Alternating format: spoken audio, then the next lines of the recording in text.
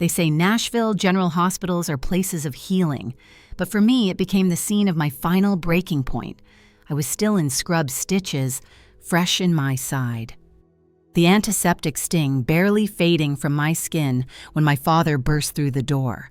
"Pay rent or get out," he shouted, his voice ricocheting off the sterile walls like a punch. I blinked, too stunned to reply. "I said no," I whispered. His hand came down before I could flinch. The slap cracked against my cheek, my body collapsing sideways off the bed, pain shooting through my ribs as blood filled my mouth. "You think you're too good for this family," he sneered, standing over me like I was nothing. But as I lay there on the cold Nashville General Hospital tile, I knew one thing for certain. He had no idea what I'd do next. And this time, I wouldn't stay down. It started 3 months ago when I moved back in with my father. I didn't want to. God, I didn't want to. But after the clinic cut my hours and the landlord raised the rent again, I had no choice. Lila's 6-year-old daughter needed a roof over her head more than I needed pride. Franklin Monroe said it would be temporary, but the second I unpacked my suitcase into the tiny spare room with the creaky window and water-stained ceiling, I knew better. Nothing with him ever came without cost. At first, it was little things, groceries, gas, fixing the Wi-Fi because you're the one using it the most.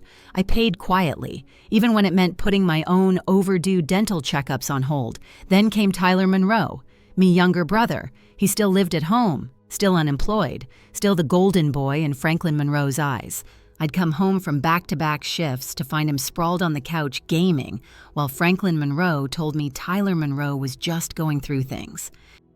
Apparently, depression meant he couldn't work, but it didn't stop him from ordering Uber Eats every day on my card just until his account's unfrozen. They never asked.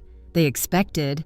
Franklin Monroe's voice would drop into that heavy tone, the one that used to freeze me as a kid.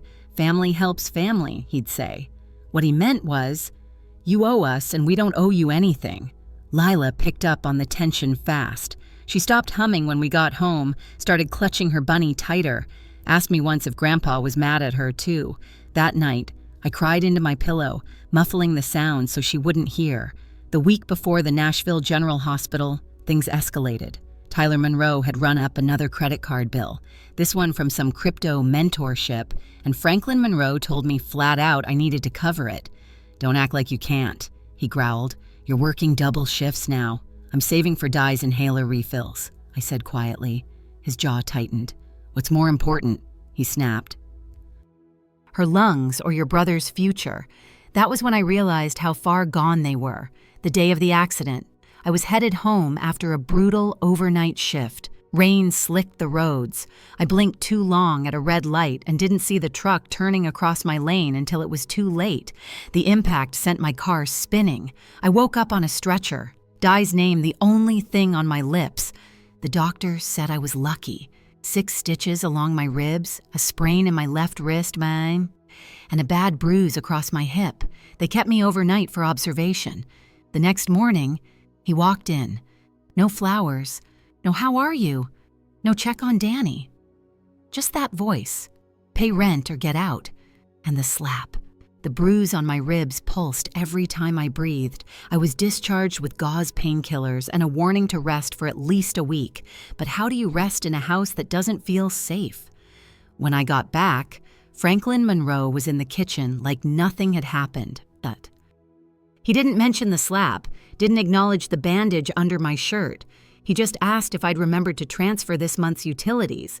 "Your room uses the most heat," he said casually, sipping his coffee. "And that kid of yours leaves the lights on all the time." I swallowed the lump in my throat and nodded.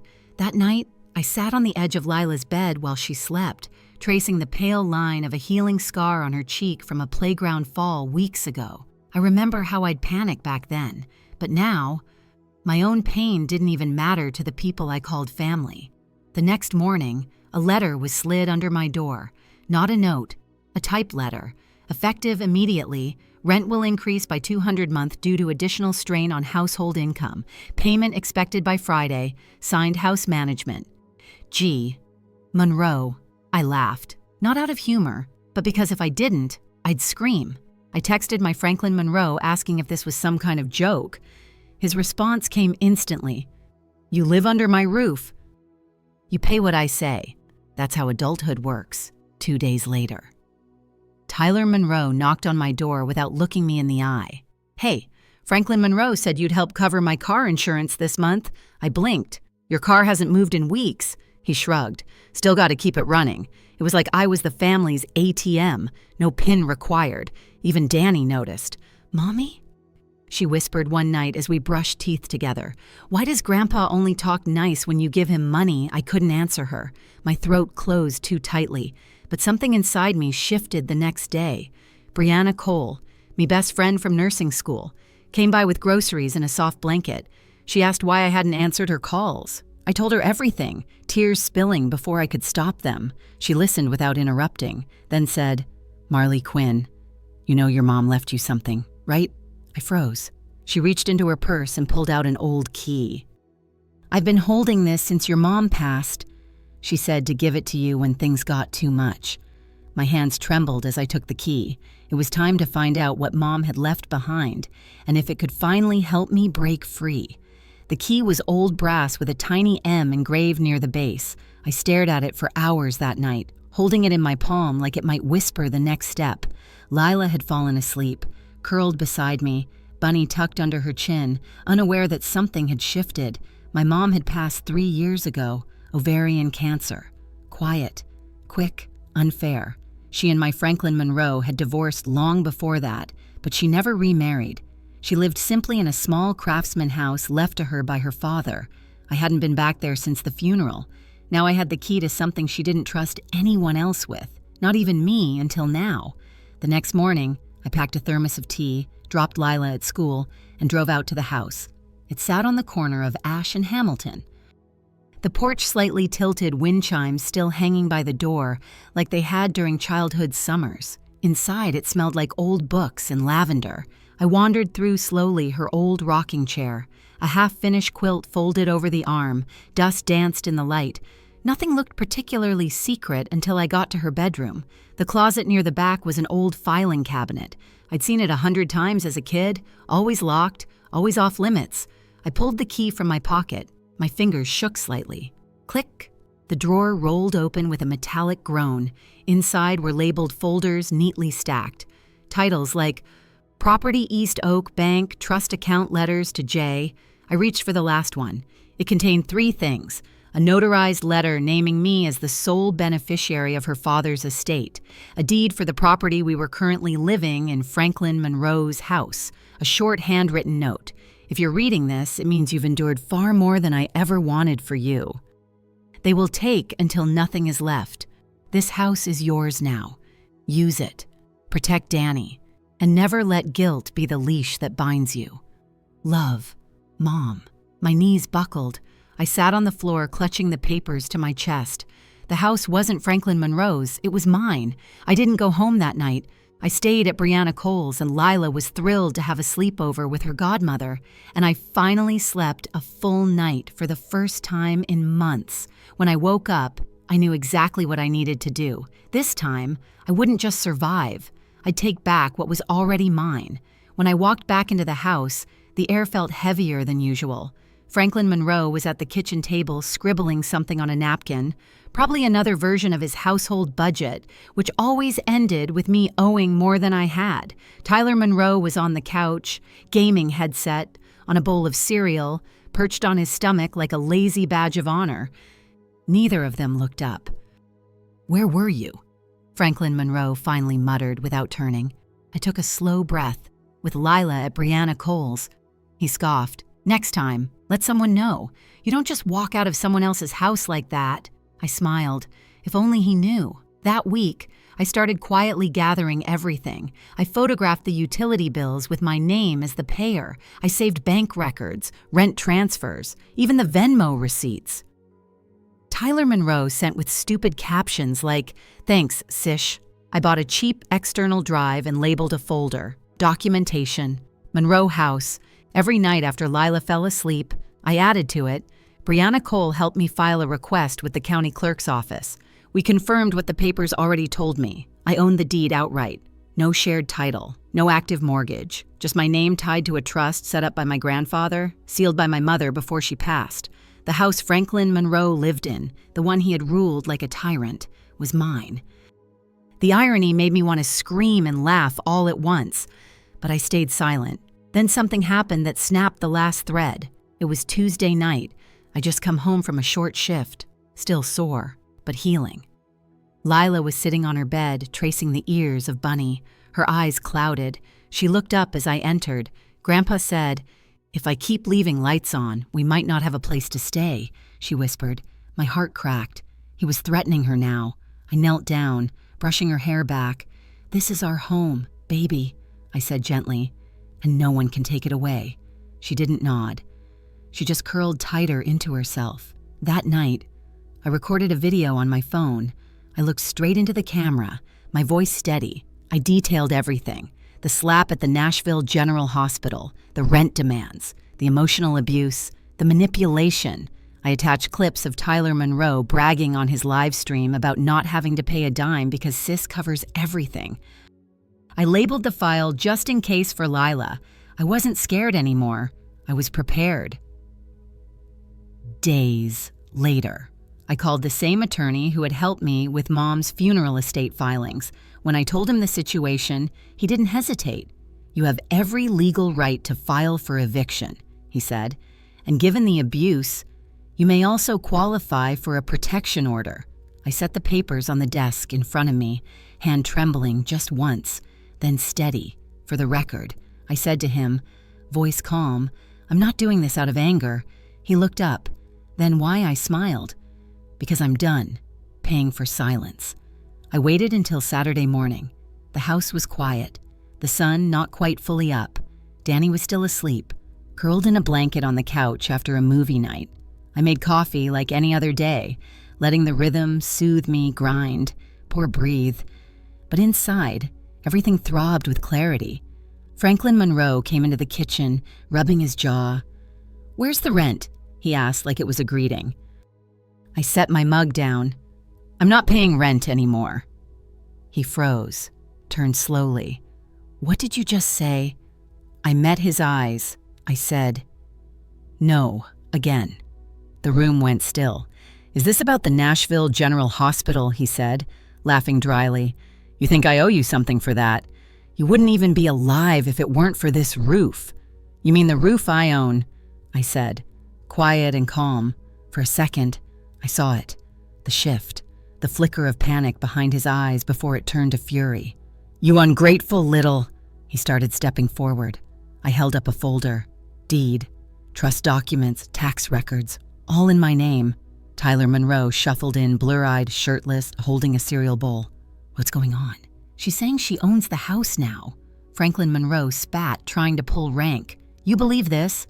Tyler Monroe blinked, then scoffed. "You please. You couldn't manage an apartment lease, let alone—" I turned to him. "The only reason you've had heat, Wi-Fi, and Uber Eats is because I've paid for it every single time." His smirk faded. Franklin Monroe moved again, towering over me. "This is still my house. I built this life. You don't get to take that from me. You didn't build it," I said evenly. "Mom's father did.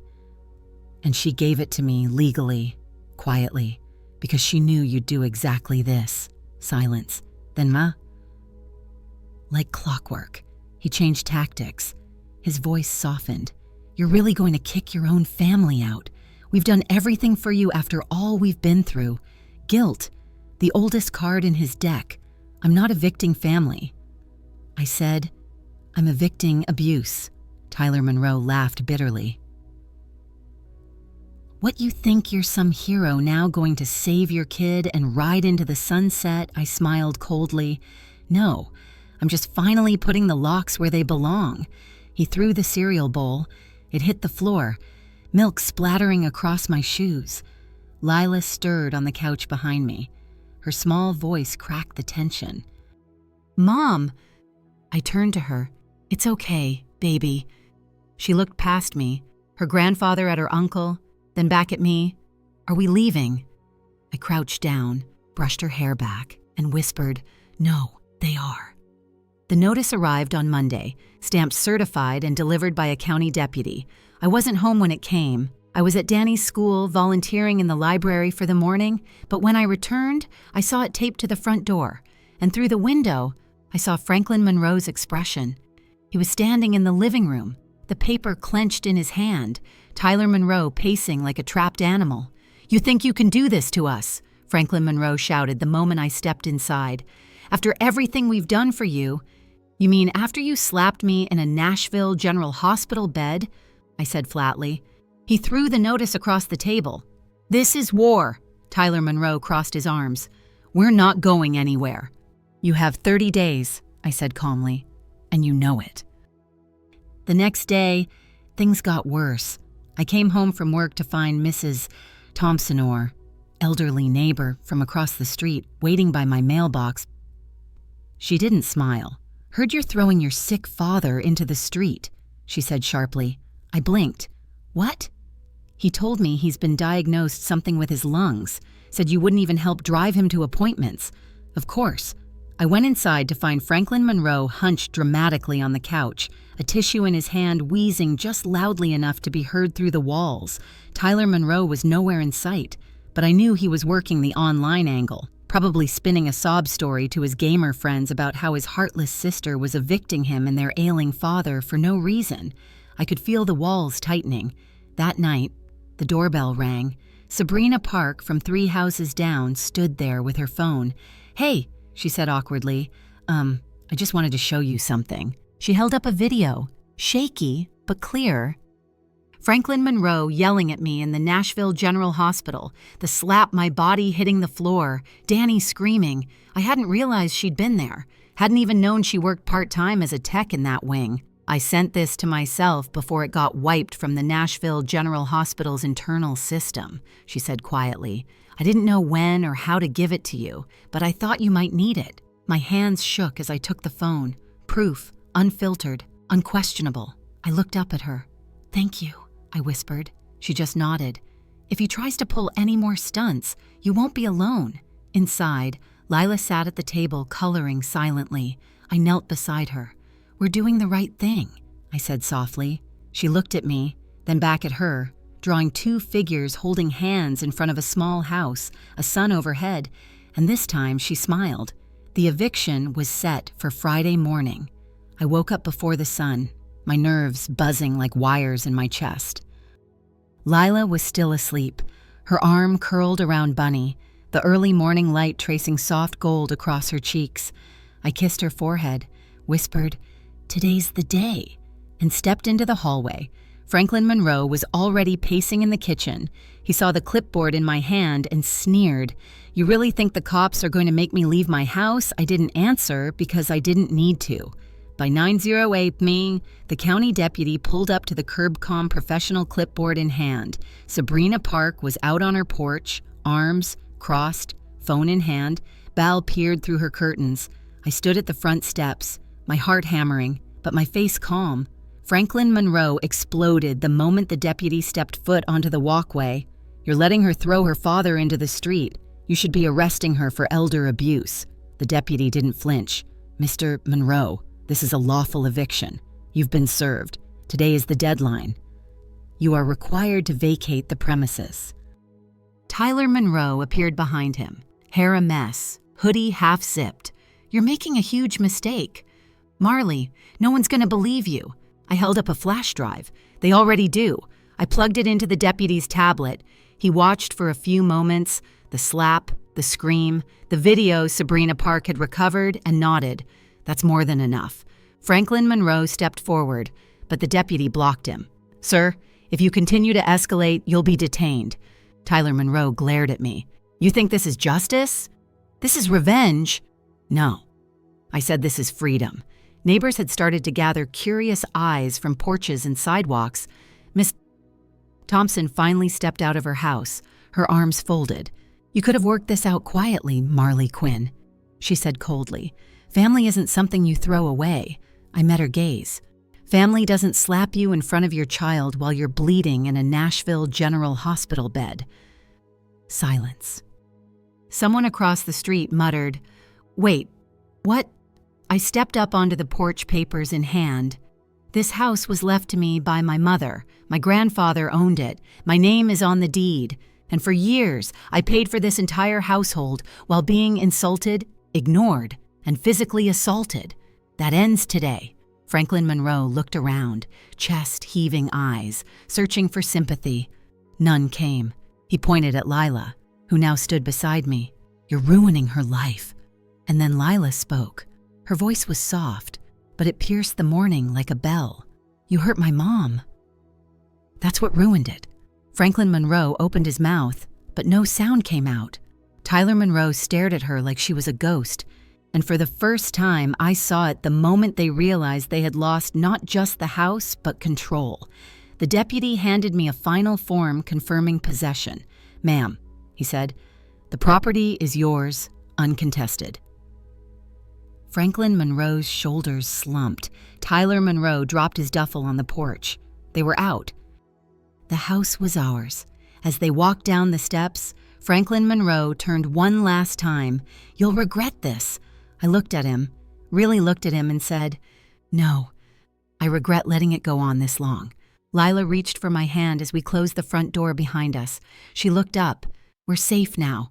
I bent down, kissed her forehead. "Yes, baby, we are." We moved 2 weeks later. I didn't want to stay in the house, even if it was legally mine. The walls still echoed with shouting. The floorboard still creaked with memories I didn't want to relive. So I sold it quietly without ceremony and used the money for a small rental cottage across Nashville. It wasn't fancy, 2 bedrooms, a tiny porch, lavender bushes out front, but it was ours. Lila picked her room instantly, the one with the window facing east, so the morning sun could wake Bunny first. I let her choose the paint color pale sky blue. Every night she slept deeply now. No more midnight flinches. No more whimpers through dreams, just the steady rise and fall of peace. I started therapy for the first time. I spoke out loud the things I had only whispered in shame, the guilt, the years of giving, the fear of not being enough.